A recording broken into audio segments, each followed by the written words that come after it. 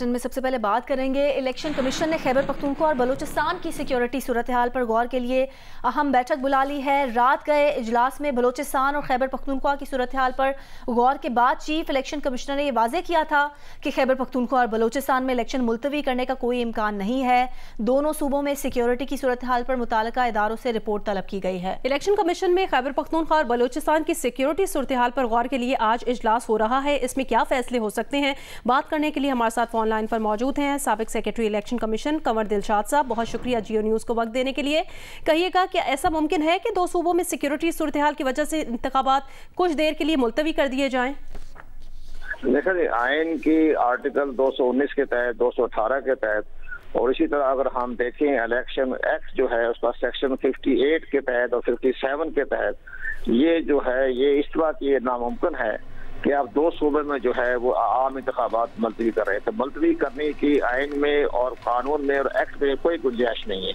लेकिन अगर सूरत हाल बहुत तशवीशनाक है और आज की जो बड़ी अहम कॉन्फ्रेंस हो रही है जिसमें कि हुकूमती वज़रा भी शामिल हो रहे हैं, तमाम हसास इदारों के सरबराह भी उनके नुमाइंदे शामिल हो रहे हैं, अगर वो ये महसूस करें कि 8 फरवरी को सुबह खैबर पख्तूनख्वा और सुबह जो है बलूचिस्तान में जो सूरत हाल आउट ऑफ द कंट्रोल होने के इम्कानात हैं, तो फिर election commission of Pakistan election act का सेक्शन 58 के तहत अपने मौजूदा जो शेड्यूल है 8 फरवरी का honourable chief justice of Pakistan की मशावरत से उस पर नजरसानी की जा सकती है। ठीक है, बहुत बहुत शुक्रिया। साबिक secretary election commission Kanwar Dilshad साहब हमारे साथ मौजूद थे और उन्होंने कहा कि अगर ये समझा जाता है कि इन दो सूबों में अमन अमान की सूरत हाल बेहतर नहीं है तो इलेक्शन एक्ट के सेक्शन 58 के तहत चीफ जस्टिस की मुशावरत के बाद इस पर नजरसानी शेड्यूल पर की जा सकती है।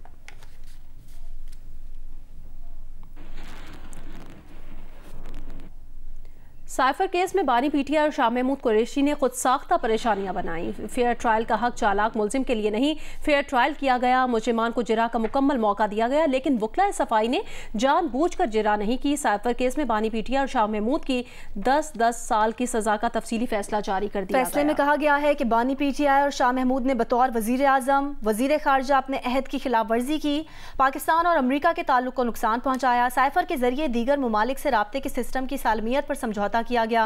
मुल्जिमान ने जानबूझकर झूठ बोला। आजम खान का बयान सच्चाई पर मबनी था जिसने प्रोसिक्यूशन के दलाइल को मजबूत बनाया। बतौर वजीर आजम बानी पीटीआई की जिम्मेदारी थी कि साइफर वापस लौटाते।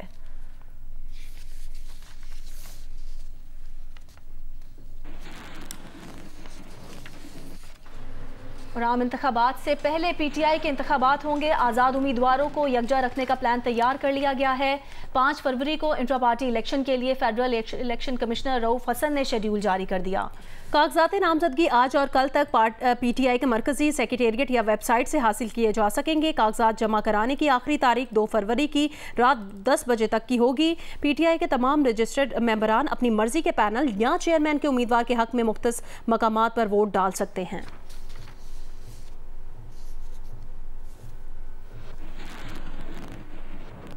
आगे बढ़े, खबर दें, पेट्रोलियम मसनूआत की कीमतों में फिर इजाफा कर दिया गया। आज से पेट्रोल की कीमत में फी लीटर 13 रुपये 55 पैसे का इजाफा किया गया है, जिसके बाद पेट्रोल की कीमत 272 रुपये 89 पैसे फी लीटर हो गई। डीजल की कीमत में फी लीटर 2 रुपये 75 पैसे इजाफा किया गया है। हाई स्पीड डीजल की नई कीमत 278 रुपये 96 पैसे फी लीटर रखी गई है। लाइट डीजल ऑयल की कीमत में 2 रुपये 3 पैसे फी लीटर इजाफा किया गया है, जबकि मिट्टी के तेल की कीमत में 24 पैसे फी लीटर कमी की गई है। वजारत खजाना ने नई कीमतों का नोटिफिकेशन जारी कर दिया है।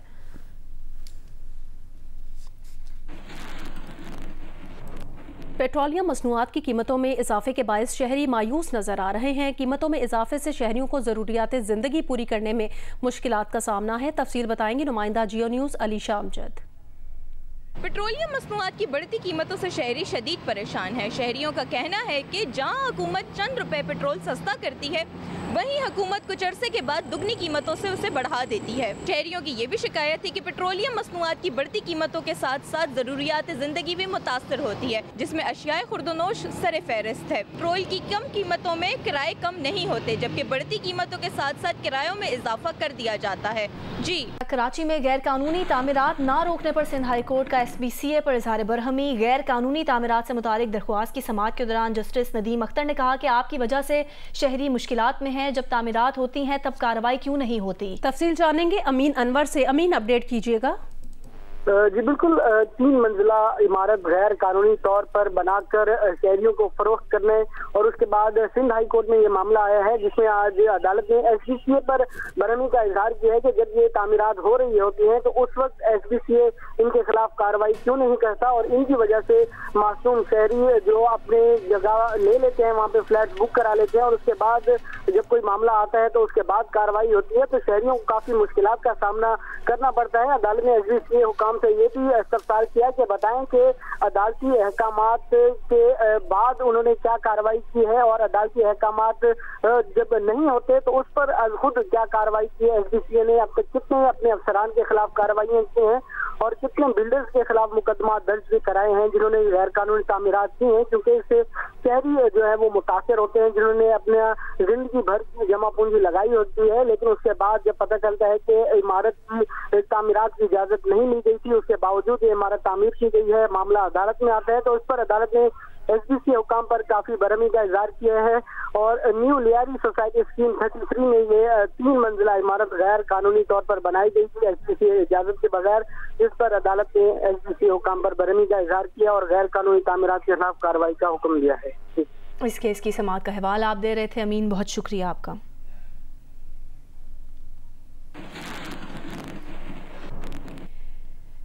NA8 और PK 22 बाजौर से आज़ाद उम्मीदवार मकतूल रेहान ज़ेब की नमाज जनाजा उनके आबाई इलाके में अदा कर दी गई है। रेहान ज़ेब को गुज़श्ता रोज़ नामालूम अफराद ने फायरिंग करके कत्ल कर दिया था। ज़िले भर में सोग के बायस इंतखाबी सरगर्मियाँ मुअत्तल हैं। रेहान ज़ेब की नमाज जनाजा बशानरे में अदा की गई, जिसमें बड़ी तादाद में लोगों ने शिरकत की। बाजौर में गुज़श्ता रोज़ फायरिंग से जाँ भाग NA8 और PK 22 बाजौर के आज़ाद उम्मीदवार रेहान ज़ेब खान के कत्ल के खिलाफ दूसरे रोज़ भी इलाके की फ़ज़ा सोगवार है।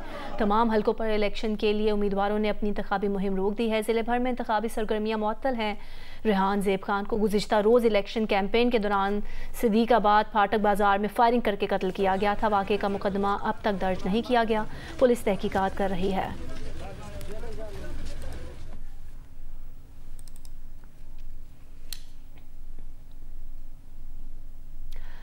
अवामी खिदमात, इंसानी हुकूक और ख़वातीन के मसाइल के हल के लिए जदोजहद करने वाली फरीहा रज़ा की आज 6ठी बरसी मनाई जा रही है। इंसानी हुकूक पर उनकी जदोजहद पर नजर डालते हैं इस रिपोर्ट में। फरीहा रज़ाक हारून एक सियासतदान, सहाफ़ी और इंसानी हुकूक की अलमबरदार थी। वो 1956 में पैदा हुई। फरीहा रज़ाक हारून ने शोबा सहाफ़त का इंतखाब किया और 30 साल तक इंसानी हुकूक और ख़वातीन के मसाइल पर मज़ामीन तहरीर किए। मलका बरतानी की जानिब से हाउस ऑफ लॉर्ड लंदन से उन्हें सालाना मुस्लिम अवार्ड और हुकूमत पाकिस्तान की जानिब से मादरे मिल्लत अवार्ड से भी नवाजा गया। वो पहली पाकिस्तानी अदीबा थीं जिन्हें बैनुल अक़वामी फेडरेशन ऑफ जर्नलिस्ट की जानिब से भी सराहा गया। उन्होंने MA आर्ट्स की डिग्री हासिल की थी और रोजनामा जंग से भी वाबस्ता रही। फरीहा रज़ाक की वालदा निशात अफजा भी पीपल्स पार्टी की रुकने पंजाब असम्बली थी। उनके 3 बेटे हैं, 2 बैरून मुल्क मुकीम है और एक बेटा फहद हारून इस वक्त वजीर मुमलिकत और वजीर आज़म के मुआवने खुसूसी बराए डिजिटल मीडिया तैनात हैं। फरीहा रज़ाक सिंध असम्बली में पाकिस्तान पीपल्स पार्टी की तरफ से ख़वातीन की मखसूस नशिस्त पर 2002 के इंतखाबात में मुंतखब हुई। सदर मुमलिकत आरिफ अलवी की जानिब से फरीहा रज़ाक हारून को बाद अज़ वफ़ात तमगा इम्तियाज से नवाजा गया। सजाद वकार, जो न्यूज़, कराची। आज़ाद कश्मीर के बलाई अजला में बारिश और बर्फबारी का सिलसिला थम गया है। मतला साफ होना शुरू हो गया है, सड़कों से बर्फ हटाई जा रही है। मजीद बताएंगे आरिफ उर्फी। आज़ाद कश्मीर के शुमाली और वस्ती अजला में गुज़श्ता 4 रोज़ से जारी बारिश और बर्फबारी का सिलसिला थम गया है और मतला साफ होना शुरू हो गया है। ज़ेनी इलाकों में धूप चमक रही है और दारुल हुकूमत मुज़फ़्फ़राबाद में भी धूप अपनी पूरी आबोताब के साथ चमक रही है, जिसकी वजह से सर्दी की शिद्दत में कमी हो गई है। मतला साफ होते ही महकमा शारात आज़ाद कश्मीर ने बर्फबारी की वजह से बंद होने वाली सड़कों को खोलने का काम शुरू कर दिया है। लिपारेशिया शाहराह हो या केल तौबट जो शाहराह हो और या सुदन गली की जो शाहराह है, उसके ऊपर इस वक्त बर्फ हटाने का काम शुरू किया जा चुका है। इस्लामाबाद में बारिशों का सिलसिला शुरू हो चुका है। महकमा मौसमियात के मुताबिक पंजाब के बालाई इलाकों में गरज चमक के साथ बारिश और पहाड़ों पर बर्फबारी का इम्कान है। तफसील बताएंगी नौरीन सलीम। जी, इस्लामाबाद में तवील खुश्क सर्दी के बाद बारिश का सिलसिला शुरू हो चुका है और 2 दिन से इस्लामाबाद में गरज चमक के साथ और तेज़ ठंडी हवाओं के साथ बारिश और ज़ालाबारी हुई। महकमा मौसमियात के मुताबिक इस्लामाबाद में ज़्यादा से ज़्यादा 14 और कम से कम 3 डिग्री सेंटीग्रेड रिकॉर्ड किया गया है। महकमा मौसमियात के मुताबिक गिलगित बल्तिस्तान, कश्मीर, पंजाब और इसके बालाई इलाकों में गरज चमक के साथ बारिश के इम्कानात हैं और पहाड़ों पर बर्फबारी के इम्कानात हैं। महकमा मौसमियात के मुताबिक आज दोपहर में इस्लामाबाद में गरज चमक के साथ बारिश के इम्कानात हैं। कल मतला अबर आलूद रहेगा लेकिन कल बारिश नहीं होगी, लेकिन 3 और 4 फरवरी को बारिश मुतवक्का है। जी, लाहौर में गुज़िश्ता रात होने वाली 2 घंटे की बारिश ने आलूदगी की सतह काफ़ी कम कर दी है। लाहौर तवील अरसे बाद 55 एयर क्वालिटी इंडेक्स के साथ दुनिया का 66वां आलूदा तरीन शहर करार पाया है। तफसीलात बता रही हैं जियो न्यूज़ की नुमाइंदा उम्मे फरवा। जी, लाहौर में गुज़श्ता रात होने वाली 4 बजे से लेकर 6 बजे तक की बारिश ने लाहौर के मौसम को बहुत तब्दील किया है। सबसे पहले आलूदगी का खात्मा हुआ है और यही वजह है कि लाहौर, जो कि 1 या दूसरे नंबर पर दुनिया का आलूदा तरीन शहर रहता था, 4 महीने के बाद दुनिया के अंदर आलूदगी में 66वें नंबर पर, यानी 66वां नंबर है आलूदगी के लिहाज से। ये सूरत हाल है इस वक्त लाहौर के अंदर एक बारिश होने के बाद से, और आइंदा 24 घंटों के दौरान महकमा मौसमियात का कहना है कि बारिश का फिलवक्त कोई इम्कान नहीं है। मौसम यानी सूरज जो है इसी तरह से निकलेगा और सर्दी की शिद्दत जो है उसमें काफ़ी हद तक कमी मतवक्को की जा रही है। Chairman Gallup Pakistan doctor Ejaz Shafi Gilani की पाकिस्तानी इंतखाबात पर किताब की तकरीब रुनुमाई इस्लामाबाद में हुई। ये किताब पाकिस्तान की तारीख के अब तक होने वाले 11 आम इंतखाबात का अहाता करती है। जरमीन जहरा की रिपोर्ट। इस्लामाबाद में chairman Gallup Pakistan doctor Ejaz Shafi Gilani की पाकिस्तानी इंतखाबात पर किताब the ritual of election in Pakistan और प्रोसेस विदाउट ए प्रोडक्ट की तकरीब रोनुमाई। 11 अबवाब पर मुश्तमिल इस किताब में वोटर, सियासी जमातों और पार्लियामेंट के किरदार पर रोशनी डाली गई है और इनका तकाबली जायजा भी पेश किया गया है। Chairman Gallup Pakistan doctor Ejaz Gilani Pakistan के सियासी निजाम में मकामी हुकूमतों के किरदार को नागजीर करार देते हैं। एक तरफ गली मोहल्ले में वो 10 लाख लोग हैं जो सियासी कारकुन हैं, लेकिन ये जो 10 लाख हैं इनको कोई इदारती शक्ल नहीं मिलती। अगर लोकल गवर्नमेंट्स हों और लोकल गवर्नमेंट्स के बाद बजट उनके थ्रू खर्च हो, उनके ऊपर झैली सूबे हों जो इन सब की नुमाइंदगी कर सकते हों, बड़े शहरों को झैली सूबे का दर्जा दे दिया जाए, तो फिर ये जो पूरा इलेक्टेड स्ट्रक्चर है फिर ये ताकतवर हो सकता है। शुरा का कहना था कि ये किताब आइंदा आम इंतखाबात के लिए गाइडलाइन की हैसियत रखती है। जो हमारा कमिंग इलेक्शन आ रहा है, तो ये किताब जो है ना, एक तो पैटर्न्स बता रही है, वोटिंग बिहेवियर के बारे में बात कर रही है और ये एक होप भी है। Chairman Gallup Pakistan doctor Ejaz Gilani ने तजवीज़ किया है कि आईनी हदूद में रहते हुए सियासी जमातों के दरमियान अदम तवाजुन को कम करने के लिए मुल्क में नई जोग्राफियाई इकाइयां पैदा करनी चाहिए। कैमरामैन शराज गदेजी के साथ जरमीन ज़हरा, जियो न्यूज़, इस्लामाबाद। मुस्लिम लीग नून के रहनुमा आबिद शेर अली फैसलाबाद में मीडिया से गुफ्तगू कर रहे हैं। जरूरी है, ये कहता था ना जी कि मैं बड़ा ईमानदार हूँ। ये कैसी ईमानदारी है भी? आपको हमारे हमसाया दोस्त, आपको मुल्क के दोस्त आपको घड़ियाँ देते हैं, आप उसको जाके बेच देते हैं, तो ये वैसे ही डूब मरने का मुकाम है। आप अपने इस्तेमाल के लिए ली थी तो उसकी असल कीमत देते। आपकी एहलिया ने जो तोहफे लिए थे वो असल कीमत आप अदा करते और कौम को बताते कि जी ये हमने तोशा खाना से लिया है, ये कौम हमें तोहफा आया था, कौम को बता देते।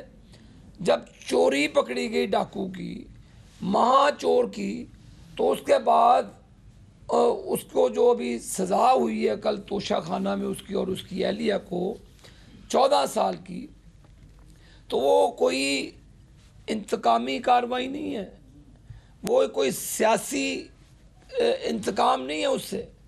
उसकी चोरी है, चोर की चोरी पकड़ी गई। जो मुझे चोर कहता था, इन्हें चोर कहता था, स्पीकर पे लहरा लहरा के सबको चोर कहता था, वो पाकिस्तान का सबसे बड़ा चोर निकला। पाकिस्तान की तारीख में इतना बड़ा डाका नहीं पड़ा। और अभी तो अल कादर ट्रस्ट का फैसला आना है।